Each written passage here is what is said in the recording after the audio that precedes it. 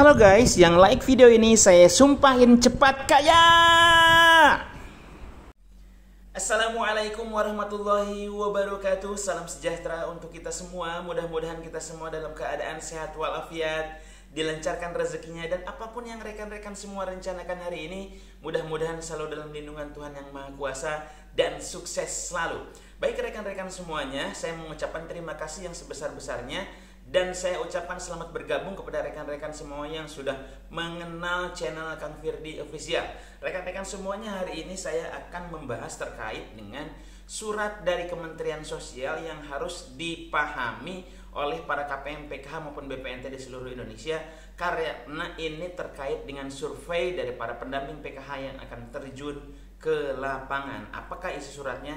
Sebelum saya bacakan, sebelum saya informasikan, dan sebelum saya jelaskan terkait dengan informasi ini, komen, like, dan subscribe, karena subscribe itu gratis.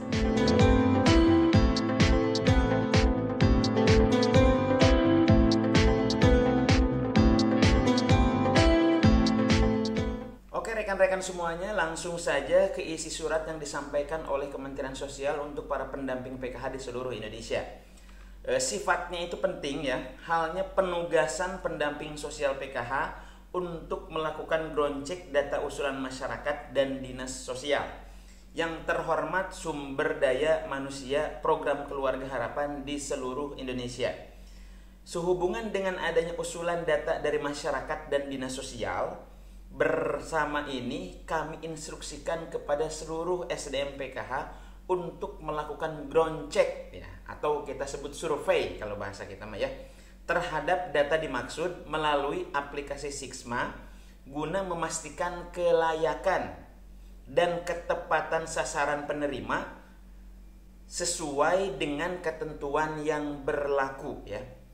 Hasil verifikasi lapangan ini diharapkan menjadi dasar dalam proses penetapan penerima bantuan sosial. Data hasil ground check akan dilakukan cut off penarikan data pada tanggal 18 bulan kedua setiap periode, dan pembaruan prelist di tanggal 18 setiap bulannya. Demikian disampaikan untuk menjadi perhatian dan dilaksanakan dengan sebaik-baiknya serta penuh tanggung jawab. Dari surat tersebut kita bisa memahami bahwa instruksi Kementerian Sosial itu untuk men-ground check, untuk mensurvei semua para KPM PKH yang ada, KPM PKH dan BPNT yang ada di aplikasi Sixma. Nah, kira-kira mana saja yang harus disurvei? Nah, terkait dengan ini ada dua hal yang saya sampaikan di surat ini. Yang pertama itu adalah terkait dengan bagaimana potensi tidak cairnya bantuan sosial pasca survei. Karena banyak sekali di tahap ground check yang pertama itu setelah disurvei katanya banyak yang tidak cair. Nah, ini bagaimana caranya untuk mengetahui, untuk menghindari supaya ketika disurvei itu rekan-rekan semuanya itu masih potensi cairnya itu masih ada gitu loh. Jadi bukan hanya sebatas jawabannya asal-asalan, bukan hanya sebatas disurvei saja tahu-taunya nggak cair ya. Itu yang pertama dari surat tersebut itu.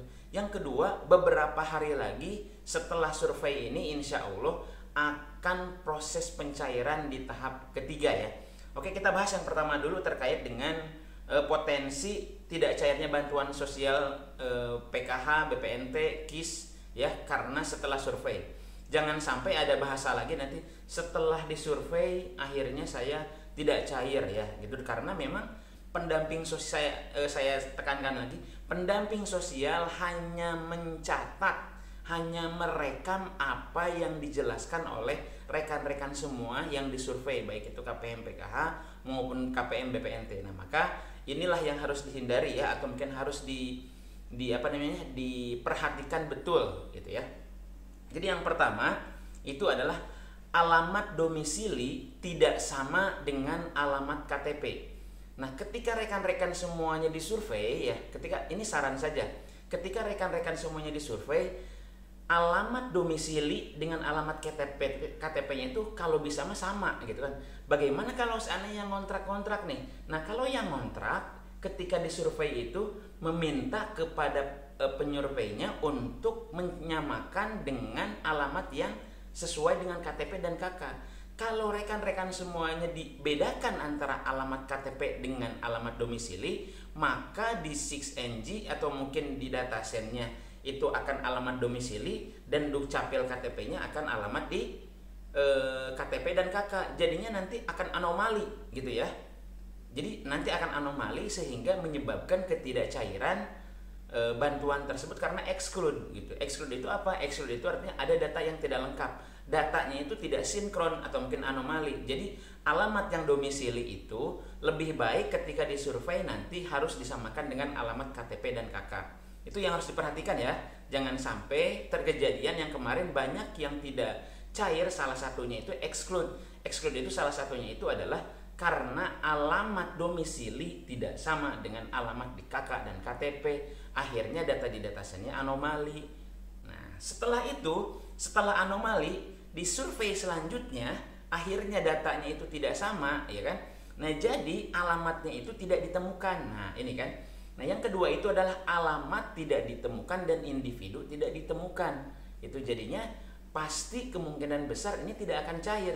Kenapa tidak akan cair? Alamatnya tidak ditemukan. Itu yang dipakai yang mana? Alamat domisili kah atau mungkin alamat KK yang ada KK dan KTP kah gitu kan. Kalau alamatnya tidak ditemukan, individunya juga sudah pasti tidak ditemukan. Akhirnya tidak cair bantuannya gitu ya. Itu yang kedua. Terus yang ketiganya itu adalah tercatat sebagai pemilik aset bergerak atau tidak bergerak. Contoh, rekan-rekan semuanya punya warisan dari orang tua, ya kan?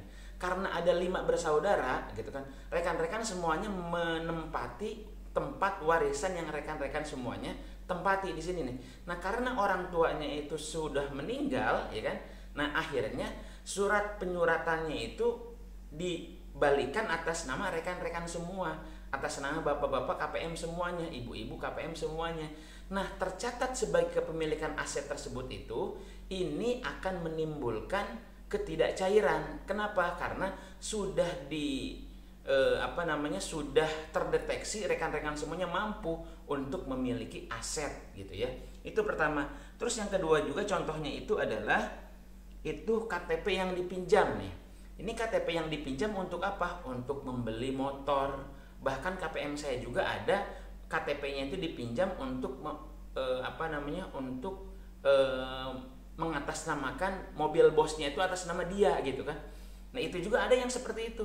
Nah, itu fatal sekali. Jadi kepemilikannya itu akan terdeteksi atas nama yang punya KTP. Begitupun ketika pajaknya akan terdeteksi atas yang punya KTP, bukan atas nama yang pemilik mobil aslinya. Jadi untuk administrasi keluarga jangan sampai dipinjamkan kepada orang lain sehingga itu akan berdampak kepada para KPM PKH maupun KPM BPNT di seluruh Indonesia.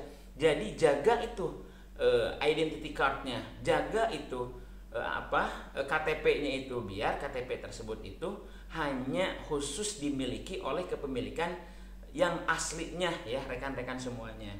Nah, itu juga ada yang motor juga KTP-nya dipinjamkan untuk membeli motor ya. Itu jadi nantinya itu negara akan mencatat yang kepemilikan asetnya itu atas nama rekan-rekan semuanya. Jadi KTP harus dijaga, jangan sampai dipinjemin ke orang lain. Terus ada juga PBB ya, yaitu pajak bumi dan bangunan. Nah, itu artinya kepemilikan aset yang saya bilang tadi warisan. Kalau atas nama kita ya kita sebagai pemilik aset tersebut gitu kan, walaupun itu bukan punya kita tapi atas nama kita. Nah, itu bagian daripada terdeteksi atas nama kita, kepemilikan kita. Terus ada juga hutang ke lembaga keuangan, baik itu perbankan, koperasi dan lain-lain. Itu dianggapnya itu sudah mampu untuk menghidupi keluarganya, dan kalau seandainya punya hutang ke bank atau mungkin ke lembaga keuangan yang lainnya, itu dianggapnya itu sudah memiliki kemampuan untuk menghidupi dirinya dan untuk membayar hutangnya juga. Jadi itu termasuk orang yang sudah memiliki kemampuan untuk menghidupi diri sendiri gitu ya. Nah, sedangkan bantuan sosial itu adalah bantuan untuk orang yang kurang mampu. Jadi dianggapnya itu yang punya hutang ke bank itu karena ada aset yang digadaikan, ya otomatis itu juga termasuk tidak layak untuk mendapatkan bantuan gitu ya. Nah, terus selanjutnya administrasi keluarga yang tidak lengkap. Ketika disurvei nanti itu administrasi keluarga kita harus lengkap semua gitu kan ya. Anak kita di situ ada berapa, anak kita yang sudah nikah itu harus sudah keluar dari kakak kita.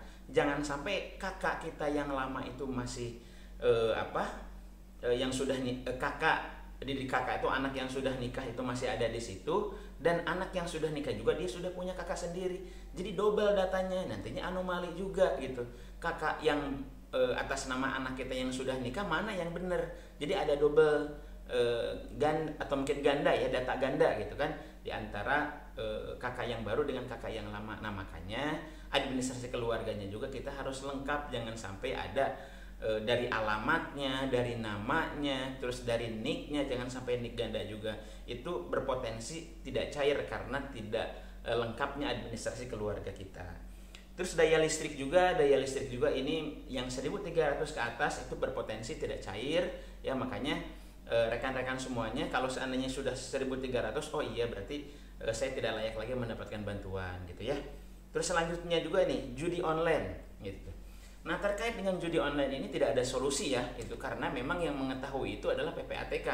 Nah, hampir informasi yang saya dapatkan, atau mungkin ini kabar burung lah ya, kabar burung yang saya dapatkan itu adalah kebanyakannya itu adalah yang lansia yang tidak cair nih. Kenapa lansia yang tidak cair? Masa mereka judi online sih? Ini yang menjadi persoalan itu adalah ketika KKS-nya dipinjamkan, ketika KKS-nya itu diambil bukan oleh orang tersebut atau mungkin oleh orang lain, ini berpotensi ya. Saya ulangi lagi, ini berpotensi disalahgunakan, apakah sama cucunya, apakah sama anaknya, atau mungkin sama yang ngambilnya, gitu kan. Ini hanya saya bilang ini tidak menuduh, akan tetapi ini berpotensi ketika KKS kita diambilkan oleh orang lain. Nah, sebaiknya kalau mau dititipkan atau mungkin dimintain tolong kepada orang lain, kita juga ikut ya, kita juga ikut, khususnya yang lansia nih ya itu. Nah, ini anak-anaknya juga harusnya itu bisa menolong ibunya gitu kan, bukan memanfaatkan bantuan sosial untuk kegiatan yang lainnya. Jadi ibunya itu kasihan jadinya gitu. Kalau seandainya nanti yang judi online itu tidak diambil keputusannya itu adalah tidak cair, maka banyak sekali nanti ada 571.000 yang dinonaktifkan. Di tahap 2 itu ada 200 ribuan ya, atau mungkin yang dicairkan itu ada 300 ribuan KPM yang sebelum PPATK datang gitu kan ya, sebelum diperiksa oleh PPATK. Nah, setelah PPATK datang itu sudah diperiksa oleh PPATK, ada 200 ribuan lagi yang tidak dicairkan di tahap 2 kemarin. Dan kemungkinan besar nanti yang 300 ribu lagi ketika betul-betul terdeteksi nicknya sama dengan apa yang disampaikan oleh PPATK, maka ada 300 ribu KPM, PKH maupun BPNT yang diberhentikan oleh Kementerian Sosial gara-gara judi online ya. Itu. Terus yang selanjutnya itu ketika disurvei itu terlihatnya itu sudah sejahtera ya, sudah mampu, itu sudah harus mengikhlaskan karena memang bantuan sosial itu khusus untuk orang-orang yang tidak mampu gitu ya. Mungkin itu saja yang bisa saya sampaikan, mudah-mudahan informasi ini bermanfaat. Itu terkait dengan yang keduanya, nanti kita pencairan di tahap 3-nya itu insya Allah beberapa hari kemudian setelah survei. Sekarang tanggal 2 Agustus, berarti kan otomatis nanti 17 hari lagi atau mungkin beberapa hari kemudian lagi nanti akan ada proses pencairan tahap 3. Oke, mungkin itu saja yang bisa saya sampaikan, mudah-mudahan informasi ini bermanfaat. Wassalamualaikum warahmatullahi wabarakatuh.